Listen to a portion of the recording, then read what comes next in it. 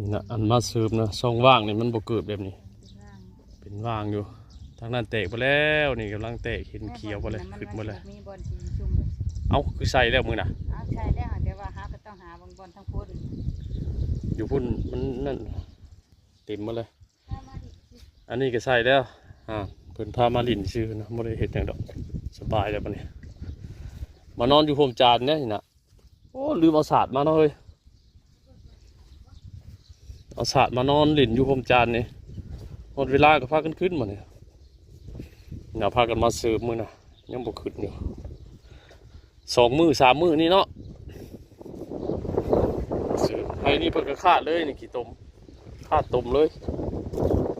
เอาบ่ย่านดอกช่วงนี้นะลมพุ่ยๆปานนี่ใช่เจ๊ก็บ่3 มื้อนี่มันรอบคันแถวนี้มาแต่มันมีน้ำรอบคันนี่เราก็เลยได้ใบเห็ดใหม่เบิดเห็ดใหม่จนฮอดพุ่น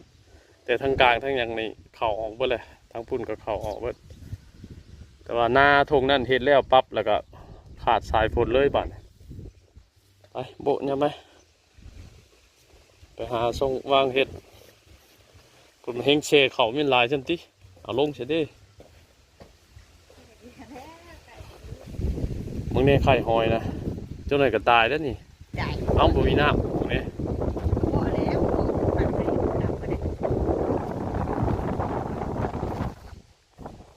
ไข่หอยเซอรี่เริ่มบ่มีน้ำแล้วบ้านนี่พะเฮ็ดหน้าบ้านเฮ็ดโลดช่วงนี้นะคักปัญญังบัดอันช่วงอันลุงใหญ่เฮ็ดอันบัดฝนอันนั้นฝนกระนำลงมามันเลยออกแบบนี้แหละออกซาปีนี่เข้าใส่แล้วเขาซักลูกได้มือนะซักลูกมือนั่นเลยทัวร์ไปเลยแถวนี้นะหมู่บ้านนี่ก็ไปซักแถวนั่นเนาะทัวร์ไปแล้ว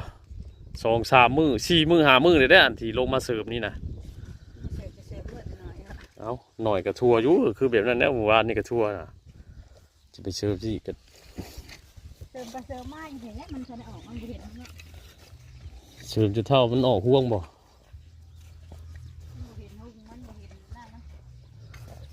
เดี๋ยวนี้เขาคือท่านใช่เดี๋ยวใช่เด้อใส่ก็แต่มือลงมาจะบิดผู้เดียวน่ะหอยมือขยำขยี้อยู่